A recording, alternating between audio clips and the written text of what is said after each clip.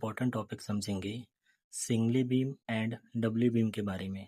I hope आपको ये video पसंद आए। नमस्कार दोस्तों, मेरा नाम है अनुराग और आप देख रहे हैं मेरे चैनल सिविल ज्ञान बाय अनुराग। चलिए शुरू करते हैं। तो जैसा कि आपने देखा, मेरा टॉपिक होने वाला है singly beam and Dabali beam. तो आज हम इसी के बारे में समझेंगे। तो सबसे पहले हम शुरू करते हैं सिंगली बीम से।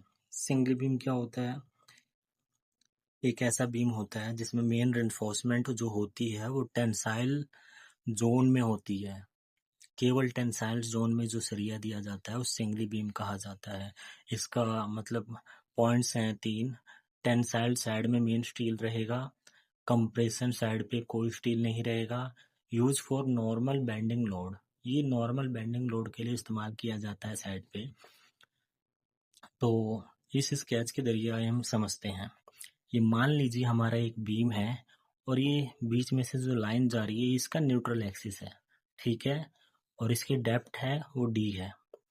तो मेरी एक वीडियो में आपने देखा होगा कि बीम के जोन के बारे में बताया गया है। मैं इस वीडियो का लिंक इस वीडियो के डिस्क्रिप्शन में दे दूंगा। तो न्यूट्रल एक्सिस के ऊपर वाला हिस्सा कंप्रेसिव जोन होता है और नीचे वाला हिस्सा टेंसाइल जोन होता है। तो टेंसाइल जोन में, टेंशन जोन में हमने स्टील प्रोवाइड किया है, मेन स्टील, तो हो गया सिंगली बीम, ठीक है। ये लोडिंग डायग्राम बता दिया गया है। ये पॉजिटिव बेंडिंग होता है, ठीक है।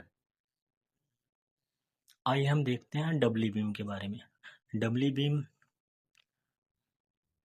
जैसे सिंगली बीम था, सिंगली बीम में केवल नीचे सरिया दिया जाता था टेंसाइल जोन में, लेकिन यहाँ डबली बीम में थोड़ा अलग है।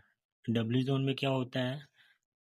A beam which has main reinforcement in both tension zone and compression zone is called doubly reinforcement beam, ठीक है। वो बीम जिसमें कंप्रेसिव जोन और टेंसाइल जोन दोनों में ही सरिया दिया जाता है उसको डबली बीम कहा जाता है, ठीक है। टेंसाइल साइड में भी टेंसिल स्टील रहेगा, कंप्रेसिव साइड में भी कंप्रेसिव स्टील रहेगा। Use when required moment capacity is more और व्हेन डेप्थ इज लिमिटेड, ठीक है। ये हमारे इंटरव्यूज के पॉइंट है दोस्तों, इनको हम इंटरव्यू के लिए याद कर सकते हैं। अगर कभी कोई ऐसा क्वेश्चन आता है तो हम ये पॉइंट्स दे सकते हैं। इस पे इंटरव्यू में आपका काफ़ी अच्छा इंप्रेशन बनेगा। तो हाँ, तो ये वाला स्केच आप देख रहे हैं, ये वाला बीम है, ये न्यूट्रल एक्सिस के ऊपर कंप्रेसिव जोन है। कंप्रेसिव जोन में भी स्टील दिया हुआ है और नीचे जो टेंसाइल जोन है उसमें टेंसाइल जोन में भी स्टील दिया हुआ है, ठीक है। तो ये हो गया हमारा डबली बीम। इसका लोडिंग डायग्राम भी इस हिसाब से है, बीम के ऊपर लोड पड़ेगा, बेंडिंग मोमेंट कुछ इस हिसाब से रहेगा, पॉजिटिव बेंडिंग आएंगे। आइए हम चार्ट के हिसाब से समझ लेते हैं सिंपल डिफरेंस क्या होता है, ठीक है। ये थोड़ा इजी टू रिमेम्बर रहेगा।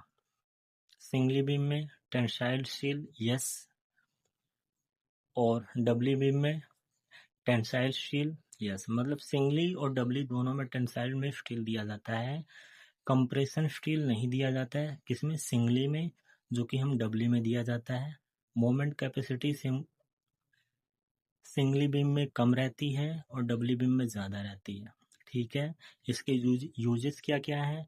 ये सिंगली बीम हमारा नॉर्मल बीम को कहा जाता है और डबली बीम जो हमारा हैवी मूवमेंट डेप्थ रेजिस्ट करता है उसको कहा जाता है। तो दोस्तों आई होप आपको ये वीडियो समझ आई हो। अगर आपको ये वीडियो समझ आई हो तो प्लीज़ इस वीडियो को लाइक और शेयर ज़रूर करें, और अगर आपने अभी तक मेरे चैनल को सब्सक्राइब नहीं किया है तो उसे जल्द से जल्द सब्सक्राइब ज़रूर करें। जय हिंद, वंदे मातरम।